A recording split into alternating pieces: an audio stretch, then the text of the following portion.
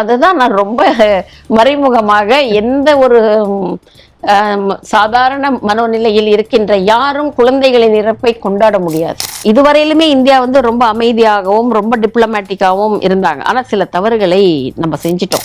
இன்னும் இந்த பொருளாதாரத்தை வந்து இவர் மோசமா உலக நாடுகளின் பொருளாதாரத்தையே இவர் வந்து ரொம்ப மோசமான ஒரு நிலைக்கு எடுத்துட்டு போயிருக்காரு. இப்போ கூகுள் எல்லாத்தையுமே நம்ம அலோவ் பண்ணதுனாலதான் அவங்க நம்ம நாட்டுக்குள்ளேயே வந்து ஒரு குறிப்பிட்ட இடம் எதுங்கிறது ரொம்ப அக்யூரேட்டா கண்டுபிடிச்சு ஒரு தாக்குதலுக்கு எல்லா விதமான பாசிபிலிட்டிஸும் இருக்கு. ஈரான் ஒரு ஸ்டெப் எடுத்துச்சுன்னா இப்ப அந்த பாதிப்பு எல்லாருக்கும் இருக்கு. அதுக்கு அப்புறம் இப்ப அவங்க கண்ணி வெடி வச்சிருக்கிறத பாத்தீங்கன்னாக்கா இந்த பாதிப்பு எதுவரையிலும் நீளும் அப்படிங்கறதே ஒரு கேள்வியா இருக்கு. ஈரான் ஒரு ஸ்டெப் எடுத்துச்சுன்னா இப்ப அந்த பாதிப்பு எல்லாருக்கும் இருக்கு. அதுக்கு அப்புறம் இப்ப அவங்க கண்ணி வெடி வச்சிருக்கிறத பாத்தீங்கன்னாக்கா இந்த பாதிப்பு எதுவரையிலும் நீளும் அப்படிங்கறதே ஒரு கேள்வியா இருக்கு. அவங்க நினைக்கிறது வந்து நம்ம தான் சுப்பீரியர், எந்த மனிதனாலும் நம்மை தாக்க முடியாது அப்படிங்கிற மனோபாவம் வந்து அவங்களுடைய படங்கள் வரையிலும் எதிரொலிக்குது. அப்போ இவர் கேட்ட யுரேனியத்தை இவங்க கையில கொடுக்கலனாலும் ஒரு நேரம் இல்லைன்னா ஒரு நேரம் நம்பிக்கைத்தன்மையோடு ரஷ்யா கிட்ட கொடுக்கறதுக்கு ஒரு வாய்ப்பு இருக்கு. ஒருவேளை இது சரியா போகலன்னா அவர் அணு ஆயுதத்தை பயன்படுத்துறதுக்கான வாய்ப்பு இருக்குதா? இது வந்து ரொம்ப நியாயமான பயம். ஒரு பவர்ஃபுல்லான கண்ட்ரின்னு சொல்றாங்க. ஒரு பவர்ஃபுல்லான கண்ட்ரில இருக்கக்கூடிய அமினேஷன்ஸ் இதுவே நம்ம கிட்ட விற்கிறதுக்கு எவ்வளவோ முயற்சி செஞ்சிருந்தாங்க. அவங்களுடைய பெஸ்டா இருக்கக்கூடிய MH ஹெலிகாப்டர்ஸா இருக்கட்டும், F-35 இருக்கட்டும், இது எல்லாமே இந்த வார்லையும் பயன்படுத்தினாங்க. ஆனா அதை வச்சு ஒன்றும் பண்ண முடியல. அதுல ஒரு மிகப்பெரிய கேள்வி வருது என்ன அப்படின்னு பாத்தீங்கன்னா, இது வரைக்கும் அமெரிக்கா வந்து தன்னைத்தானே வந்து பெரிய நாடு, அது மட்டும் இல்லாம அவங்க கிட்ட பெரிய ஆர்ம்ஸ் அண்ட் அமினிஷன்ஸ் இருக்கு, மிலிட்டரி பேஸ் ரொம்ப பெருசா இருக்கு அப்படின்னு சொல்லிட்டு இருந்த இந்த இதுல அவங்க கிட்ட அந்த ஸ்கில்ஸ் அண்ட் டேலண்ட் உண்மையில கம்மியா இருக்கும் அது எக்ஸ்போஸ் ஆகிற டைம்ல அப்படின்னு சொல்லிட்டு நமக்கு ஒரு பெரிய கேள்வி எழும்புது. இதுல நம்ம ரஷ்யாவை பிலீவ் பண்றது இந்த டைம்ல வந்து எப்பவுமே ஒரு நல்ல முடிவு தான் அப்படிங்கிற ஒரு விஷயத்தை உணர்த்துதோ அப்படின்னு ஒரு சந்தேகத்தை வந்து கிளப்புது. அமெரிக்கா வச்சிருக்கக்கூடிய ஆயுதங்கள் அந்த அளவுக்கு அவங்க எப்படிலாம் அதை வந்து ப்ரொஜெக்ட் பண்றாங்களோ அந்த அளவுக்கு அது வந்து பவர்ஃபுல் கிடையாதோ அப்படின்னு தோணுது. இதுதான் இந்த ஈரான் வார் வந்து ப்ரூவ் பண்ணிருக்கு. ஈரான் ஒரு சின்ன நாடாக இருந்தாலும் அவங்க டெக்னாலஜிக்கலி ஃப்ரண்ட்ல இருக்கிறாங்க போல இருக்கு. அமெரிக்காவின் ஆயுதங்களை இனி யார் வாங்குவார்கள் அப்படிங்கிறதே ஒரு கேள்வியாக்கிக்கிட்டார் அவர். தேவையில்லாம தன்னுடைய மூக்கத்தானே உடைச்சிக்கிறார். ஏன்னா தயார் பண்ணிட்டோம், இதுதான் நம்பர் 1, இது 5th ஜெனரேஷன் 6th ஜெனரேஷன் சொன்னாலும் அது நேரடியாக போரில் எப்படி பயன்படுகிறது, அதை வீழ்த்த முடியுமா முடியாதா அப்படின்னு தான் மற்ற நாடுகள் எல்லாமே விழிப்போடு பார்த்துட்டு இருந்தாங்க. இப்போ அது முடியாது, இவங்க சொல்றது பொய்ன்னு ஈரான் வந்து ப்ரூவ் பண்ணிட்டாங்க. ஈரானை வந்து ஒரு 8 ஆண்டுகளாக வந்து ஒரு பொருளாதார முடக்கத்தில் வச்சிருந்தாங்க. ஆனால் அவங்களால சர்வை பண்ண முடிஞ்சது. அவன் ஹார்மோஸ் ஒரு இடத்தை வச்சுக்கிட்டு உலகத்தையே முடக்கிட்டான். இந்த ஒரு யோசனை நமக்கு முன்னம் இருந்திருக்கணும். அதனால இப்ப அமெரிக்காவுக்கு பல வகைகள், அவங்க ஜெயிச்சாலும் அவங்க கிட்ட யாரும் ஆயுதங்கள் வாங்க போறதில்லை. அவங்க தோத்தாலும் அவங்க நாட்டிலையும் சரி மற்ற இடங்களையும் சரி அவங்களுக்கு முகம் இல்லை. ஆக அமெரிக்காவின் ஒரு வரலாற்றில் நாங்கள் எப்பயுமே சொல்லுவோம், எந்த ஒரு அமைப்பாக இருந்தாலும் எந்த ஒரு கொள்கையாக இருந்தாலும் அது மலை ஏறுற மாதிரி ஏறும். அந்த ஒரு பீக் பாயிண்ட் டச் பண்ண பிறகு அதுக்கு சரிவு தான். அந்த மாதிரி ஒரு சரிவு தான் இவர் கொண்டு வந்திருக்கிறார். ஆக இப்போ இதனுடைய விளைவு பார்த்தீங்கன்னா வேற வேற மாதிரி வரும். ஈரான் நம்புவது ரஷ்யாவை, நம்பிக்கை அவங்க கிட்ட இருக்கு. ஆமா, இல்ல கரெக்ட் நீங்க சொன்னது. இப்போ வந்து ரஷ்யா வந்து ஒரு கஸ்ப்ல இருக்காங்க. அவங்க ஏதோ ஒரு விதத்துல ஈரானுக்கு உதவி செய்யறாங்களா? ஏன்னா இந்த இன்டெலிஜென்ஸ் பத்தி எனக்கு ஒரு டவுட் இருக்கு. இப்போ இந்த இடத்துலதான் கரெக்டா இங்க இருக்காங்க, சவுத் ஈஸ்ட்ல வந்துட்டு இங்க அமெரிக்கா பேஸ் இருக்கு, அங்க அமெரிக்கா பேஸ் இருக்கு.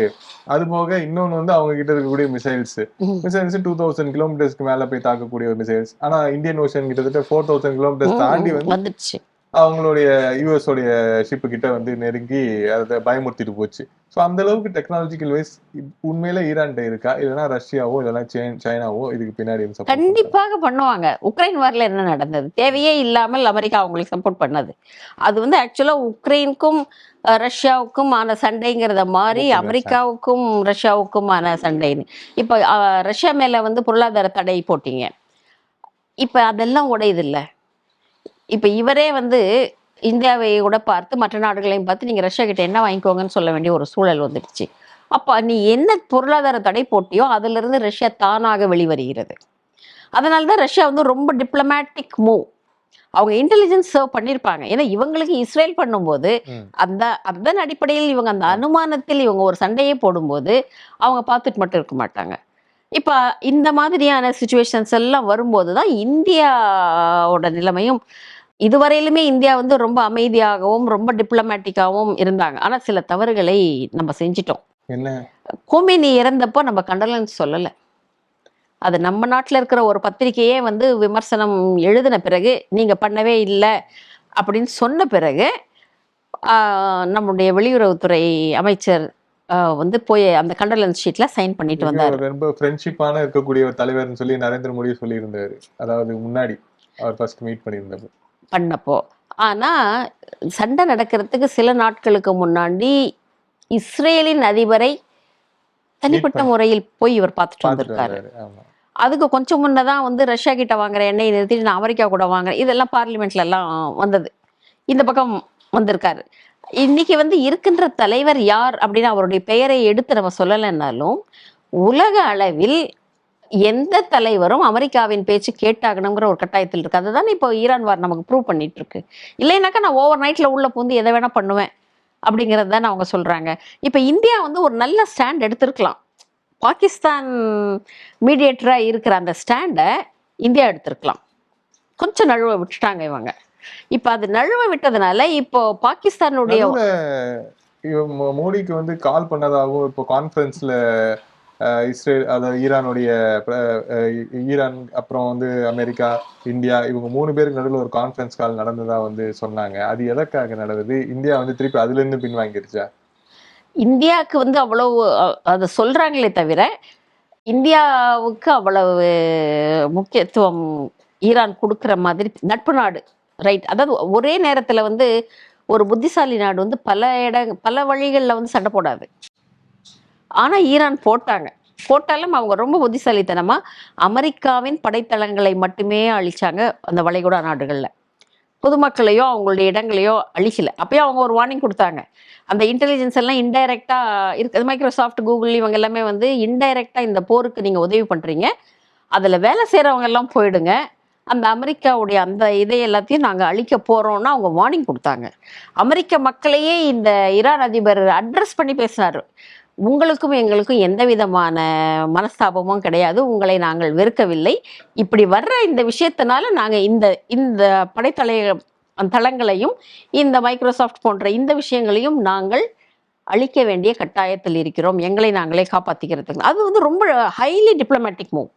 இவர் வந்து உங்களை கற்காலத்துக்கு அனுப்பிச்சிருவேன் இந்த மாதிரி பேசுகிற ஒரு இடத்துல அவர் ரொம்ப பண்போடு நாகரிகத்தோடு அந்த மக்களை அணுகிறார்.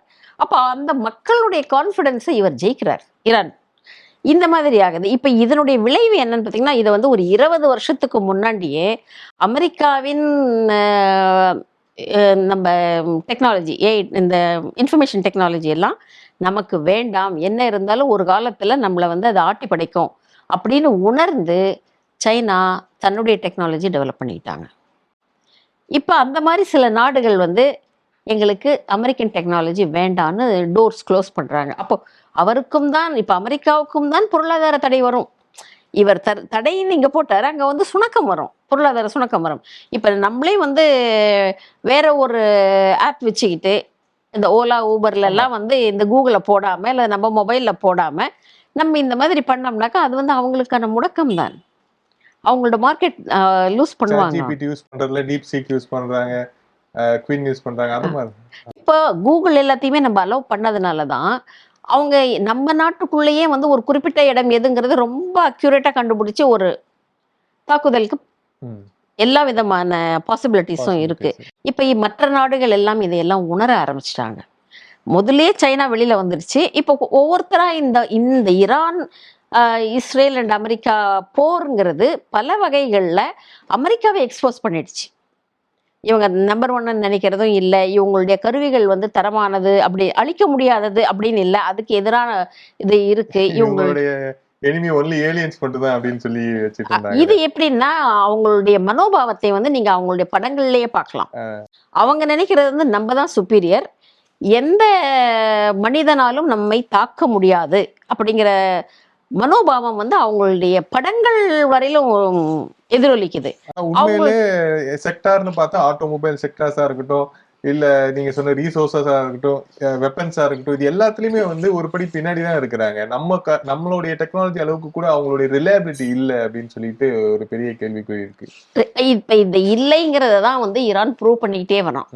அது ப்ரூவ் பண்ணும்போது இப்ப மற்ற நாடுகள் எல்லாம் இதில் கலந்துக்கலன்னாலும் விழிப்புணர்வோடு கவனிக்கிறாங்க. அப்ப அமெரிக்காவுடைய மார்க்கெட் வந்து பயங்கரமா அடி வாங்குது. ஸ்டாக் மார்க்கெட்டுங்கிறது வேற. இப்ப இதை தாண்டி இவர் ஏற்கனவே இந்த டாலருக்கு பதிலா வேற ஒரு டிரான்சாக்ஷன் கொண்டு வரணும்னு நினைக்கிறாங்க. ஆமா. அப்போ இவர் கேட்ட யுரேனியத்தை இவங்க கையில கொடுக்கலனாலும் ஒரு நேரம் இல்லைன்னா ஒரு நேரம் நம்பிக்கைத்தன்மையோடு ரஷ்யா கிட்ட கொடுக்கறதுக்கு ஒரு வாய்ப்பு இருக்கு. அது ஈரான் தான் முடிவு பண்ணும். இப்ப அதே நேரத்துல வந்து இவர் வந்து மற்றவங்க மேல எப்படி பொருளாதார தடை போடுறாங்களோ அந்த மாதிரி நாங்க டாலர்ல டிரான்சாக்ஷன் பண்ண மாட்டோம் அப்படின்னு நாடுகள் சொல்ல ஆரம்பிச்சதுன்னா அமெரிக்காவின் பொருளாதாரம் போயிடும். இந்த மாதிரி பல வகைகள்லையும் வந்து இது அமெரிக்காவுக்குத்தான் பெருத்த சேதத்தை விளைவிப்பதாக இருக்குது. அஃப்கோர்ஸ் இவங்க எல்லா நாடுகள்லையுமே என்ன பண்றாங்க, சண்டை போடுற நாடுகள் எல்லாமே அவங்கள எல்லாரையுமே வந்து ஒரு ஏழ்மைக்குள்ள தள்ளிட்டு இவங்க கொடுக்குற உதவியை வாங்கிக்கிட்டு சாப்பிட்டுக்கிட்டு ஒரு 50 வருஷத்துக்கு வந்து மறுபடியும் முன்னேறத்துக்கான அந்த வழிகளை பார்த்துட்டு இருந்தாங்கன்னா நம்ம நம்பர் 1 இருக்கலாம், அதுல இருந்து நம்ம இன்னும் மேலே போகலாம் அப்படிங்கிறது இவங்களுடைய ஐடியாலஜி. இவங்க அப்படிதான் பண்ணிட்டு இருக்காங்க. இந்த முறை வந்து அமெரிக்காவின் முகம் மிகவும் காயப்பட்டிருக்கு, மிகவும் மிக முக்கியமான காரணமா ட்ரம்ப் இருக்கிறார். அதை வந்து வெளியே கொண்டு வந்தது. அவர் ஒரு ஹிட்லர் மாதிரி ஆக ட்ரை பண்றாரோ, நான் வந்து ஒரு பவர்ஃபுல்லான லீடரா இருந்துட்டு போயிடணும் அமெரிக்காவோட இது, அது வந்து வரலாறு பேசணும் அப்படின்ற மாதிரியான ஒரு என்ன சொல்றது, ஒரு பக்குவமான மனநிலை இல்லாம ஒரு மாதிரி பாதிக்கப்பட்ட மனநிலையில இருந்து அவர் செயல்படுறாரோ. அதுதான் நான் ரொம்ப மறைமுகமாக எந்த ஒரு சாதாரண மனோநிலையில் இருக்கின்ற யாரும் குழந்தைகளின் இறப்பை கொண்டாட முடியாது.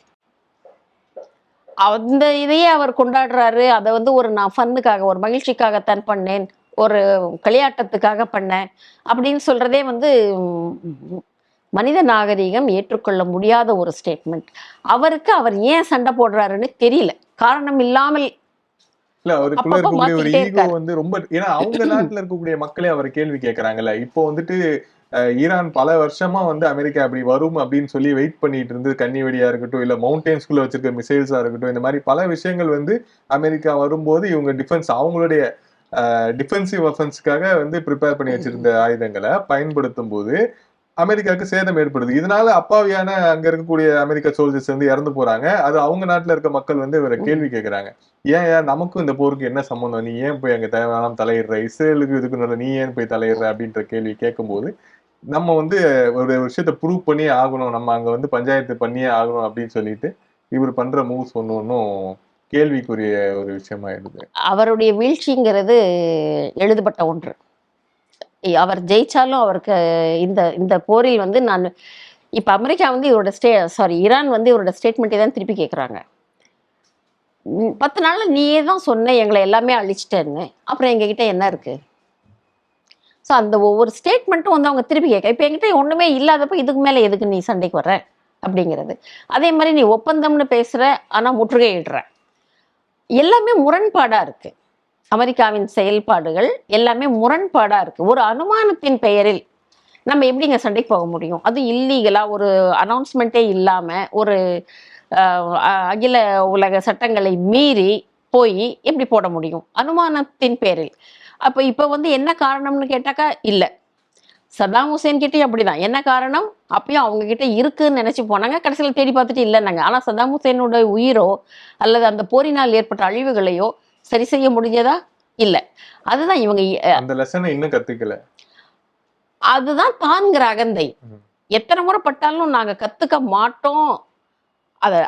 நான் வந்து அமெரிக்க மக்களை சொல்லல, அரசியல் ஒரு தலைவரை தேர்ந்தெடுக்கிறதுல அதுக்குதான் நம்ம கவனமா இருக்கணும். இல்லன்னா இந்த மிகப்பெரிய அளவுக்கான பாதிப்புல அந்த நாடு வந்து, நாடு மட்டும் இல்லாம சார்ந்த எல்லாரும் இப்ப நாடு இல்லாமல் உலக நாடுகளே இப்ப கஷ்டத்துல இருக்கு. இப்போ திடீர்னு வந்து அமெரிக்கா நீங்க ஒரு கால் எடுத்தே ஆகணும் அப்படின்னு சொல்லி கேக்குறாங்க வச்சுக்கோங்களேன் இந்தியாட்ட, நீங்க எந்த பக்கம் ஸ்டாண்ட் பண்றீங்க, ஈரான் பக்கமா இல்லைன்னா அமெரிக்கா பக்கமா அப்படின்னு கேக்குறாங்கன்னா, இப்போ அந்த இடத்துல வந்து இந்தியா வந்து பெரிய அளவுல மாத்திக்கிறதுக்கான வாய்ப்புகள் இருக்கு இல்லையா? ஒருவேளை வந்து ஈரான் தான் எங்களுக்கு முக்கியம் அப்படின்னு சொல்றாங்கன்னா, அமெரிக்கால வேலை பார்க்கக்கூடிய இந்தியர்கள் அவங்க நிலைமை என்ன ஆகும்? அங்க வசிக்கிறவங்க நிலைமை என்ன ஆகும்? இந்த மாதிரி நிறைய கேள்விகள் இருக்கு இல்லையா? ஏற்கனவே அவரே கொஞ்சம் பேரை துரத்துனாரு. அதுலயே முக்கியமா அதாவது அவங்க எல்லாமே வந்து அங்க பாத்தீங்கன்னாக்கா எல்டர்லி பாப்புலேஷன் அதிகம். அந்த ப்ரொடக்டிவ் ஏஜ்ல இருக்கிற இளைய தலைமுறை கம்மி. அதனாலதான் அவங்க வந்து பெரிய பரந்த மனப்பான்மை இருக்கிறதா, அறிவோடு யார் இருக்காங்களோ அவங்களெல்லாம் நாங்க கூப்பிட்டுக்கிறோம் அப்படின்னு சொல்லிட்டு அவங்களுடைய அறிவியல் வளர்ச்சியை தான் அவங்க பாக்குறாங்க. அதுக்கு அவரே அவருடைய சட்டங்களின் மூலம் ஒரு புள்ளி வச்சுக்கிட்டே வந்தார். இப்ப நடக்கிற விஷயங்களையும் பார்க்கும்போது நிறைய மக்கள் வந்து அமெரிக்காவை விட்டு அவங்க அவங்க நாடுகளுக்கு திரும்பணுங்கிற எண்ணத்துல இருக்காங்க. ஏன்னா இப்ப நம்ம பேசுற மாதிரி எவ்வளவோ பேருக்கு புரிஞ்சிருக்கும். அதுல இருந்து இது வந்து இனிமேல் இது எந்திரிக்கிறதுக்கு வாய்ப்பு இல்லை.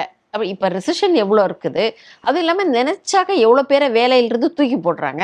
அந்த மாதிரி எல்லாம் இருக்கின்ற ஒரு காலகட்டத்தில் இன்னும் இந்த பொருளாதாரத்தை வந்து இவர் மோசமா உலக நாடுகளின் பொருளாதாரத்தையே இவர் வந்து ரொம்ப மோசமான ஒரு நிலைக்கு எடுத்துட்டு போயிருக்காரு. அதுவும் இல்லாமல் ஸ்பெயின் போன்ற நாடுகள் முக்கியமாக ஆம், அந்த ஸ்பெயின் போன்ற நாடுகள் வந்து அமெரிக்காவுக்கு எதிராக சொன்ன ஸ்டேட்மெண்ட்ஸ் இருக்கு பாருங்க. நீ வந்து தேவையில்லாம சண்டை போட்டுட்டு இப்ப எல்லாரையும் வா வான்னு கூப்பிடுற, நாங்க எல்லாரையும் வரமாட்டோம். கவர்ச்சின்னு சொல்றீங்க அப்படின்னு சொல்லிட்டு ஆமா சொன்னாங்க. அதுதான் இப்போ வேர்ல்டு வார் 1, 2 இது ரெண்டுத்துக்குமே வந்து பாத்தீங்கன்னா யூரோப்பியன் யூனியன் கூட இருந்தது, சைனாவா இருக்கட்டும், ரஷ்யாவா இருக்கட்டும், இவங்க எல்லாருமே கூட ஜப்பான் இருந்து இருக்கட்டும் இவங்க. ஆனா இந்த வாட்டி வந்து கரெக்டா வந்து பாத்தீங்கன்னா யூகேவை தவிர வேற எல்லாருமே வந்து அழகா விலகுறாங்க. எங்களுக்கு இதுக்கு சம்மந்தம் கிடையாது, நீ உன்னுடைய பிரச்சனை நீ பாத்துக்கோ அப்படின்னு சொல்லிட்டு. இதுதான் வந்து அந்த வேர்ல்டு வார் 3க்கு எடுத்துட்டு போகிறதுக்கான அந்த சிச்சுவேஷனை ஸ்டாப் பண்ணுதா? இதுதான் ஒரு தடையா இருக்கு. ஏன்னா எல்லாருக்கும் தேவையான உம், எண்ணெய் வளம் வந்து அங்க இருக்கு, அந்த வழியா வர வேண்டியிருக்கு. அதுவும் இல்லாம இப்ப நடந்த பல்வேறு போர்களில், உக்ரைன் போராகட்டும் மற்ற போராகட்டும், இந்த போர்கள்ல இப்ப ஜெர்மனி ஒரு உதாரணத்துக்கு நம்ம எடுத்துக்கிறோம், ஜெர்மனியை எடுத்துக்கிறோம், ஜப்பான் எடுத்துக்கிறோம்னு வச்சுக்கோங்க. ஜப்பான் அவ்வளவு ஏன்னா 2ஆம் உலக போர்ல பயங்கரமா அடி வாங்கினாங்க. கரெக்ட். அங்க வந்து ஹிரோஷிமா நாகசாக்கியே பாம்பு போட்டாங்க. 45 அப்ப அவங்க வந்து இன்னொரு போர் அப்படிங்கிறப்ப அதுல இருந்து மீண்டு வர்றதுக்கான அந்த நிலைமை. அவங்க வந்துட்டாங்க. அவங்களா இருக்கங்காட்டி வந்துட்டாங்க. ஜெர்மனியும் அப்படிதான். 2ஆம் உலக போர்ல வந்து ஹிட்லருக்கு அப்புறம் வந்து நீங்க அவங்க முதல் உலக போருக்கு அப்புறமே அவங்கள நீங்க ரொம்ப அடக்குனீங்க. அதே ஒரு காரணம் ஆயிடுச்சு 2ஆம் உலக போருக்கு. 2ஆம் உலக போருக்கு அப்புறம் அவங்க என்ன பண்ணிட்டாங்க, எங்களுக்கு படைகளே வேண்டாம், வேணுங்கிறப்ப நாங்க ஹையர் பண்ணிக்கிறோம்ட்டு முழுமையாக அவங்களுடைய நாட்டின் வருமானத்தை மொத்தத்தையுமே வந்து வளர்ச்சி பணிகள்ல செலவு பண்ணாங்க. இன்னைக்கு கூட பாருங்க, நம்ம டெக்னாலஜின்னு ஜெர்மனிங்கிறோம். எப்படி வளர்ந்தாங்க? ஒரு பக்கம் வந்து 2ஆம் உலக போரின் பாமை வந்து அவங்க இன்னும் நீக்கிட்டு இருக்காங்க, உயிரற்றதாக மாற்றி அந்த கஷ்டத்துலயும் இருக்காங்க. அதே நேரத்தில் இந்த மாதிரியும் இப்ப இவங்க எல்லாமே இப்போ உக்ரைன் வாரனால வந்து போலண்டுக்கு அட்டாக் ஆகுமோன்னு அவங்க எதிர்பார்த்தாங்க. இப்ப இவங்க எல்லாமே ஒரு போரை கிட்ட வந்து பார்த்துட்டாங்க. அதனால வந்து அவங்களுக்குள்ள வந்து இன்னொரு முக்கியமான விஷயம் வந்து எண்ணெய் வளம். அந்த எண்ணெய் வளம் இல்லைன்னாக்கா அதுக்கு ஒரு மாற்று வளம் வேணும். அது கண்டுபிடிக்கிற வரையில் நம்ம போனோம்னா நம்முடைய பொருளாதாரமும் போயிடும் அப்படிங்கிற அந்த ஒரு பயம் இருக்கு. அதனாலதான் அவங்க எல்லாம் விலகி இருக்காங்க. ரெண்டாவது, இவர் ட்ரம்ப்போட ஸ்டேட்மெண்ட்ஸ், நேட்டோவுக்கு நான் வந்து சப்போர்ட் பண்ண மாட்டேன், பண உதவி கொடுக்க மாட்டேன்னு முதலியே சொல்லிட்டு அவர் விலகிட்டார்.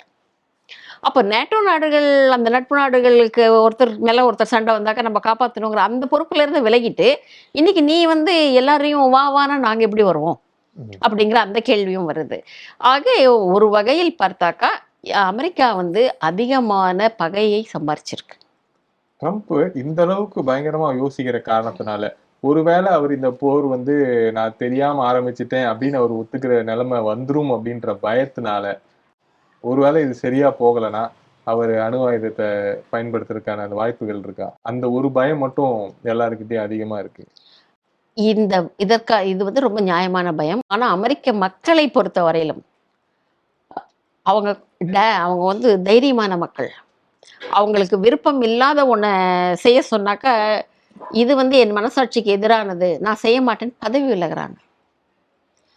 அவருடைய ஆர்மியில இருக்கக்கூடிய முக்கியமான அதிபர் இதே மாதிரிதான் வந்து உங்களுக்கு 2ஆம் உலக போரின் போது என்னாச்சு, ரஷ்யால ஜார் மன்னர் அவருக்கு விருப்பம் இல்லைனாலும் அவருடைய மனைவியின் விருப்பத்திற்காக அவர் வந்து நிறைய நாடுகளை பிடிக்கணும்ட்டு அவர் போயிட்டு வந்துட்டு இருந்தப்ப அப்பெல்லாம் ட்ரெயின் வந்துடுச்சு இல்லையா, அதுல வந்து என்ன பண்ணிடுறாங்கன்னா, அந்த ட்ரெயின் ஓட்டுற டிரைவர்ஸ், அவர் டிராவல் பண்றாரு, அந்த ட்ரெயின் டிரைவர் அண்ட் மற்ற அந்த லோக்கோ பீப்புள் வந்து நாங்க ஓட்ட மாட்டோன்னு பாதி வழியில் நிறுத்திட்டாங்க.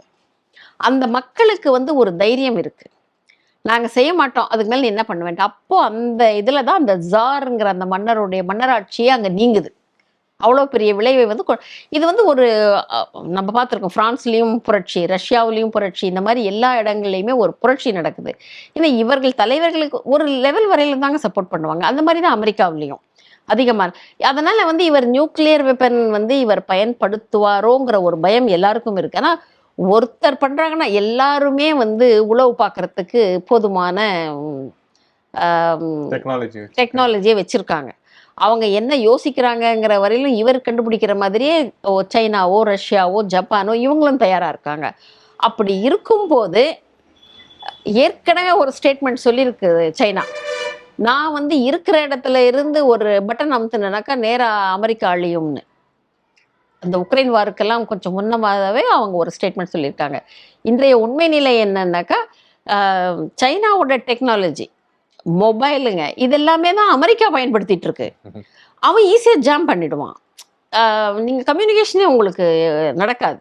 அப்போ வந்து அந்த உளவு பார்க்கறதுக்கான கருவிகளும் நம்ம நாட்டிலையும் தானே நம்ம வாங்கணும். அந்த மாதிரி வந்து எல்லாருமே வச்சுருக்காங்க, ஒருத்தருங்கிறது இல்லாமல். அப்போ வந்து இவங்க போடுறதுக்கு முன்னையே இன்ஃபர்மேஷன் வந்ததுன்னா இவங்க மேலே போடுறதுக்கான வாய்ப்பு இருக்குது. அதனால் அந்த மக்கள் வந்து ஒரு மனசாட்சியோடு இருக்கு. அமெரிக்க மக்கள் ஓரளவுக்கு மனசாட்சியோடு இருக்கிறாங்க. அவங்க வந்து என்னுடைய மனசாட்சிக்கு அப்பாற்பட்டது, இது விரோதமானது, நான் செய்ய மாட்டேன்னு சொல்லக்கூடிய தைரியத்தோடு இருக்கிறாங்க.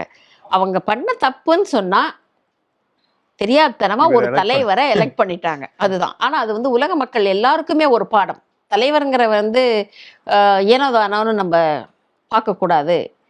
சரியா பண்ணலன்னா உலகமே வந்து இப்ப கஷ்டப்பட்டுட்டு இருக்குது. எல்லா இடத்துலையுமே இதனுடைய பாதிப்பு இம்பேக்ட்ங்கிறது உலகம் பூரா இருக்கு. நீங்க 8 வருஷம் ஈரானை முடக்குனா அந்த அந்த பாதிப்பு யாருக்கும் வரல. ஈரான் ஒரு ஸ்டெப் எடுத்துச்சுன்னா இப்ப அந்த பாதிப்பு எல்லாருக்கும் இருக்கு. அதுக்கு அப்புறம் இப்ப அவங்க கண்ணி வெடி வச்சிருக்கிறத பார்த்தீங்கன்னாக்கா இந்த பாதிப்பு எதுவரையிலும் நீளும் அப்படிங்கிறதே ஒரு கேள்வியா இருக்கு. ஆக எந்த வகையிலும் அமெரிக்காவும் இதில் பயன்பெறலை, யாருக்கும் பயனில்லை. அவர் சும்மா சொல்றதெல்லாம் ஸ்டேட்மெண்ட் தான். இப்போ ஒரு சமாதானம் பேசணும்னு உண்மையிலேயே நினைக்கிறாரு அப்படின்னா கூட அவரால் சண்டை போட முடியல, அங்கே மக்களுக்கு பதில் சொல்ல முடியல. ஆனால் மக்கள்கிட்ட வந்து ஒரு பொய்யான தகவலை சொல்ல வேண்டிய கட்டாயத்தில் இருக்கிறார். அதனால நாங்கள் அந்த படையெல்லாம் அழிச்சிட்டோம், நாங்கெல்லாம் இப்படி தான் வச்சிருப்போம், நீங்கள் அப்போ தான் பேச்சுவார்த்தைக்கு வரணும் அப்படின்லாம் சொல்லிட்டு, ஆனால் உள்ளுக்குள்ள வந்து அவர் ஏதோ ஈரான் கூட பேச்சுவார்த்தை பாகிஸ்தானை வச்சு ஒரு பேச்சுவார்த்தையை நடத்துறாரு. ஏன்னா வெளிப்படையா எல்லா விஷயத்தையும் எல்லா அரசியல் தலைவர்களும் சொல்லுவது கிடையாது. மக்களுக்கு சொல்வது ஒன்று, உள்ளுக்குள் நடப்பது வேறு. இது நமக்கு எல்லாருக்குமே தெரிஞ்ச விஷயம். அந்த மாதிரிதான் அங்கேயும் ஒரு டீல் போயிட்டு இருக்கு. எப்பாடுபட்டாச்சும் இதை நிறுத்தணும்னு. ஆனா ஆரம்பத்திலேயே ஈரான் சொல்லிட்டான், சண்டையை நீ ஆரம்பிச்சுட்ட முடிக்கிறது என் கையில தான் இருக்கு அப்படின்னு.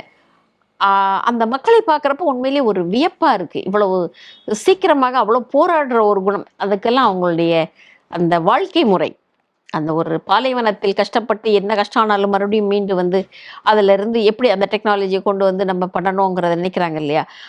அதுதான் ஒவ்வொரு இனத்துக்கு ஒவ்வொரு சில குணங்கள், அந்த இயற்கை கொடுக்கின்ற குணங்கள், இதையெல்லாம் வச்சு பார்க்குறப்ப அவங்களுக்கு அதிகமாக இருக்கு. இவங்க எப்பயுமே வந்து நம்ம தான் நம்பர் 1, நம்ம ரொம்ப சேஃபா இருக்கோம் அப்படின்னு அந்த செல்வ செழிப்புல இருக்கும்போது நம்ம கொஞ்சம் சோம்பேறி தான் ஆகும்.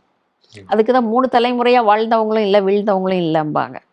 அந்த மாதிரி தான் மன்னர்கள் ஆட்சியில கூட உங்களுக்கு ஒரு நல்ல பவர்ஃபுல்லா இருக்கிற ஒரு ஆட்சி, அப்புறம் ஏன்னா அந்த கஷ்டப்பட்டு ஒருத்தர் ஆட்சியை பிடிச்சிருப்பாரு, கஷ்டப்பட்டு இன்னொருத்தர் அதை ஒரு பெரிய பகுதியா மாத்திருப்பாரு. 3வது ஜெனரேஷன் வந்து எல்லாமே இருக்குன்னு நிம்மதியில வர்றவங்க அவங்க வேற மாதிரி தான் இருப்பாங்க. இது வந்து ஒரு மனித இயல்பு. அந்த இயல்பு வழியாக தான் வந்து இன்னைக்கு அமெரிக்காவும் போயிட்டு இருக்கு. இந்த போரினால் அமெரிக்காவுக்கு இதுவரையிலும் ஏற்படாத பெருத்த நஷ்டம், பெருத்த அழிவுகள் இதெல்லாமே நடந்திருக்கு. அமெரிக்காவின் முகம் மாறத்தான் செய்யும். ஆல்ரெடி மாறிடுச்சு, ஆனாலும் மாறும். ஆனாலும் அவங்களுக்கு உள்ளுக்குள்ள என்னன்னா, கடல் நீரையே வச்சுக்கிட்டு இவங்க என்ன டெக்னாலஜியை பயன்படுத்தி விவசாயம் வரையிலும் பண்றாங்க. அந்த டெக்னாலஜி அந்த இடத்தையே நம்ம கேப்சர் பண்ணிட்டோம்னா, அந்த இன்ஃப்ராஸ்ட்ரக்சர் வந்துடுச்சுன்னா தண்ணிக்கு எண்ணெய்க்கு மட்டுமல்ல தண்ணிக்கும் நாம் அதிபதி ஆயிடலாம்ங்கிற ஒரு எண்ணம் அல்லது ஒரு காரணம் இந்த போருக்கு பின்னால் கண்டிப்பாக இருக்கிறது. 3ஆம் உலக போர் வறுமையானால் அது தண்ணிக்காக வரும்ன்றது ஏற்கனவே அறிஞர்களால் சொல்லப்பட்ட விஷயம். இந்த ஈரான் மேல போறதுக்கு 2 காரணங்களும் இருக்கு. தண்ணியும் ஒரு காரணம். அது அந்த என்ன டெக்னாலஜி, அந்த அமைப்புகள் என்னன்ற அந்த இன்ஃப்ராஸ்ட்ரக்சர் அப்படியே கிடைச்சிடுச்சுன்னா நம்ம வந்து அதை அழகா பயன்படுத்தி பண்ணிக்கலாம். இப்போ ஹோர்மஸை கூட அவர் வந்து நீ மூடக்கூடாதுன்னு சொல்லிட்டு, நான் வந்து இந்த வெடிகளை எல்லாத்தையும் நான் எடுக்கிறேன், நான் ஒரு கட்டணம் வாங்குவேன். அப்படி ஒரு இதுக்கு வர்றாரு அவரு. அது நடக்க போறதில்ல. அதுக்கு ரொம்ப காலம் எடுக்கும். அதுவரையிலும் எல்லாம் முடியாது. ஆனா, இந்த பேச்சுவார்த்தைங்கிற மாரி ஒண்ணு சொல்லிக்கிட்டு, அல்லது நாங்க சண்டைய நிறுத்துறோம்னு சொல்லிக்கிட்டு, காலவரையறையின்றி பண்றேன் அப்படிங்கிறதெல்லாம் பார்க்கும்போது, எல்லா பக்கமுமே ஏதோ ஒரு சதிவலை பின்னப்பட்டு வருது. இந்த சண்டையை பெரிய சண்டையா மாத்தி, எப்படியேனும் இத ஒரு உலகப் போராக மாத்தி கொண்டு வரணும்னு எல்லா நாடுகளிலும் ஏதோ ஒரு யோசனை ஓடுதோ அப்படிங்கிற ஒரு ஐயம் எல்லார் மனசுலயும் இருக்கு. இத பார்க்கும்போது நாளைக்கு என்ன ஆகும்ங்கிறது பெரிய கேள்விக்குறியா இருக்கு. அதாவது நீங்க சொல்லும்போது அந்த வில்லன்கள்லாம் இந்த டைம்ல எப்படி நம்ம வந்து இதை பயன்படுத்திக்கலாம் அப்படின்னு சொல்லிட்டு மேபி அமெரிக்கா கூட சேர்ந்து என்னெல்லாம் நமக்கு பெனிஃபிட் ஆமா. ஷார்ட் டேர்ம்ல கிடைக்கும் அப்படின்னு சிந்தனையில இந்த மாதிரியான விஷயங்களுக்கு சப்போர்ட் பண்றதுக்கான வாய்ப்புகள் இருக்கு. நிறைய இருக்கு. இன்னைக்கு வெளிப்படையா நான் பண்ண மாட்டேன்னு சொன்ன நாடுகள் கூட, அவங்க பேச்சுவார்த்தையில அவங்களுக்குள்ள ஒருத்தருக்கு ஒருத்தர் ஆகலாம். ஒண்ணுபடலாம். நம்ம எண்ணெய் வளத்தையும் எடுத்துக்கலாம், தண்ணி வளத்தையும் எடுத்துக்கலாம், டெக்னாலஜியும் எடுத்துக்கலாங்கும்போது, மறுபடியும் அதேதான் நானா நீயா மார்க்கெட்ல முன்னேறுறோம் அப்படின்ற அந்த இது மறுபடியும் வர்றதுக்கான வாய்ப்புகள் இருக்கு. இதோடைய கடைசியா வந்து இதோடைய இந்த போர் எந்த மாதிரியான ஒரு நிலைமையை போய் எட்டும்? இன்னும் கொஞ்சம் ஒரு 6 மாசம் 7 மாசத்துல எந்த நிலைமையில இருக்கும்? அண்ட் இது முடியறதுக்கான சாத்தியக்கூறுகள் ஏதாவது இருக்கா? கண்டிப்பா முடிஞ்சுதான் ஆகணும். ஏதோ ஒரு கட்டத்தில் இன்னைக்கு இல்லைனாலும் நாளைக்கு, இல்லைன்னா 10 வருஷம் கழிச்சாவது அது ஒரு முடிவுக்கு வந்துதான் ஆகணும். ஆனா எப்படி வந்தாலும் போருங்கிறது நம்பர் 1 அழிவு. ஆனா ஓரளவு வந்து இப்ப பார்க்குறோம் நம்ம டெஹ்ரான்லலாம் நார்மல் வாழ்க்கைக்கு மக்கள் கொஞ்சம் கொஞ்சமா திரும்புறாங்க. இது மக்களுடைய இயல்பு. எல்லா மக்களுமே வந்து அதிலிருந்து கொஞ்சம் கொஞ்சமா மீண்டு மீண்டு வருவாங்க. வரணும்னு. ஆனா உண்மையிலேயே இதுல அரசியல் தலைவர்கள் இவர்களுடைய ம், சிந்தனைகள்ல வந்து பல்வேறு வகையான சிந்தனைகள் போய்கிட்டு இருக்கும். நம்ம என்ன அவங்களுடைய முகத்தையும் அவங்களுடைய நாட்டுல காப்பாத்திக்கணும். அதே நேரத்துல எந்த அளவுக்கு தாக்கு பிடிக்க முடியும் அப்படிங்கிறதும் ஒண்ணு இருக்கு. அது அமெரிக்காவா இருந்தாலும் சரி, இஸ்ரேலா இருந்தாலும் இப்ப இஸ்ரேல்லயும் தான் புரட்சி வெடிச்சிருக்கு. இஸ்ரேலியர்கள் வந்து இவங்க உண்மையான யூதர்கள் கிடையாது. நாங்க அந்த மாதிரி ஒரு கிளாஷ் அங்க உள்ளுக்குள்ளேயே வர ஆரம்பிச்சிடுச்சு. அவங்க தெரு தெருவா போராட்டம் நடத்த ஆரம்பிச்சிட்டாங்க. ஆக இது வந்து அந்த இவங்க சொல்ற மாதிரி அந்த ஒரு ப்ராமிஸ்டு லேண்ட் எல்லாம் ஒன்றும் கிடையாது. அகண்ட இஸ்ரேல்லாம் கிடையாது. நாங்க உண்மையானவர்கள் நாங்க தான் அப்படின்னு அந்த நாட்டிலேயே ஒரு இப்ப இவங்க எல்லா தலைவர்களுக்குமே வந்து தன்னுடைய முகத்தை தன்னுடைய மக்கள் கிட்ட காப்பாத்திக்கணுங்கிறதுக்கு ஒரு போர் தேவைப்படுது அல்லது ஒரு டைவர்ஷன் தேவைப்படுது. அது எல்லா நாடுகள்லயும் இருக்கிறது தான். அந்த மாதிரி தான் எதையும் பண்ணியிருக்கிறாங்க. இந்த போர் வந்து எப்படி போகும் அப்படிங்கிறத வந்து காலம்தான் சொல்லணும். ஏன்னா இந்த ஒரு நடுவுல இருக்கிற இந்த அமைதியான ஒரு காலகட்டம் அப்படிங்கிறது வந்து உலகத் தலைவர்கள் எல்லோருமாக சேர்ந்து அல்லது தனித்தனியாக கண்டிப்பா 2 ஆங்கில பிரிவாங்க. அமெரிக்கா கூட ஒரு சில நாடுகள் போனாங்க அப்படின்னா, ரஷ்யாவோடு சில நாடுகள் கண்டிப்பாக வரும். அப்போ உலகப் போர்ல தான் போய் முடியும் இது. ம். ஏன்னா அந்த யுரேனியம் வந்து அவங்க சொல்லிட்டாங்க நாங்க நகர்த்த மாட்டோம்னு. இவங்க கிட்ட சட்டமே இல்ல அத வாங்கிக்கிறதுக்கு. ஏன்னா இதுக்காக வந்து அவங்க ஒரு அத காப்பாத்தி வைக்கிறதுக்கு வந்து ஒரு பெரிய பில்டிங் கட்டி செலவு பண்ணி அதுக்குள்ள வச்சு அதை யாரும் திருடிட்டு போகாம காவல் போட்டு இதெல்லாம் வந்து சட்டம் வந்த பிறகு பண்ண வேண்டிய வேலையா இருக்கும். அமெரிக்கா கேட்குறாங்க இவங்க. அவங்க இதா எடுத்துக்கன்னா இவங்களால முடியாது. அதனால இது எல்லாமே வந்து சாத்தியக்கூறுகளே இல்லாத விளையாட்டுத்தனமான ஏதோ சின்ன பசங்க பேச்சு மாதிரி பெரிய பெரிய விஷயங்கள் நடந்துட்டு இருக்கு. எல்லாமே அழிவை நோக்கி போகுது. ஆனா நம்ம வெயிட் பண்ணி தான் பார்க்கணும். ஏன்னா ஈரான் மனசுலயும் ஓடும். இந்த மற்ற நாடுகள் இருக்கு இல்லையா, வளைகுடா நாடுகள் அவங்களும் யோசிப்பாங்க. இப்ப அமெரிக்காவை நம்ம வந்து அவங்க தளத்தை நம்ம அலோவ் பண்ணாக்க என்ன ஆகும், விட்டா என்ன ஆகும், அவங்களுக்குள்ளேயும் ஒரு பேச்சுவார்த்தை வரும். இது எல்லாமே கொஞ்சம் இந்த அமைதிங்கிறது ஒரு ஆபத்தான ஒரு அமைதியாகவும் மிகவும் மௌனமான ஒரு சூழ்நிலையும் அந்த மயான அமைதின்னு சொல்லுவாங்க பார்த்தீங்களா, அந்த மாதிரி ஒரு அமைதியாகவும் தான் இதை பார்க்க வேண்டியதா இருக்கு. போர் நின்றுடுச்சுன்னு மனசாந்தியோடு பார்க்குற ஒரு அமைதி கிடையாது இது. ஓகே. அதாவது ரொம்ப தெளிவா சொன்னீங்க. எங்க போர் நடந்தாலும் வந்து பாத்தீங்கன்னா, அது அழிவை நோக்கின ஒரு பயணம் தான். ஆமா. எங்க இறந்தாலும் அது நம்ம பிரதர்ஸ் அண்ட் சிஸ்டர்ஸ் தான். யாரோ ஒரு தலைவர் எங்கேயோ இருந்து ஒரு பட்டன் அழுத்தின காரணத்தினால, அது பாதிப்பு ஏற்படுத்தக்கூடிய அந்த விளைவுகள் அப்படின்னு பார்த்தோம் அப்படின்னா, அது பல தலைமுறைகளுக்கு வந்து பல ஃபேமிலிஸ, பல குடும்பங்கள வந்து அது அழிச்சு சிதைச்சிரும். ஸோ அது வந்து எவ்வளவு சீக்கிரமா ஒரு நல்ல முடிவுக்கு வருதோ, அதுதான் வந்து எல்லா நாடுகளுக்கும் இந்த உலகத்துக்கே வந்து நல்லது ஒரு அமைதி வளரும் அப்படின்னு நினைக்கிறேன். ரொம்ப அழகா அற்புதமா என்ன பிரச்சனை அப்படிங்கறத ரொம்ப தெளிவா சொன்னீங்க. அதுக்கு டீட்டெயில்டா பின்னாடி போய் என்னென்ன விஷயங்கள் இதுக்கு மூல காரணமாக இந்த போர் நடக்கிறதுக்கு இருக்கு அப்படின்னு சொல்லியிருந்தீங்க.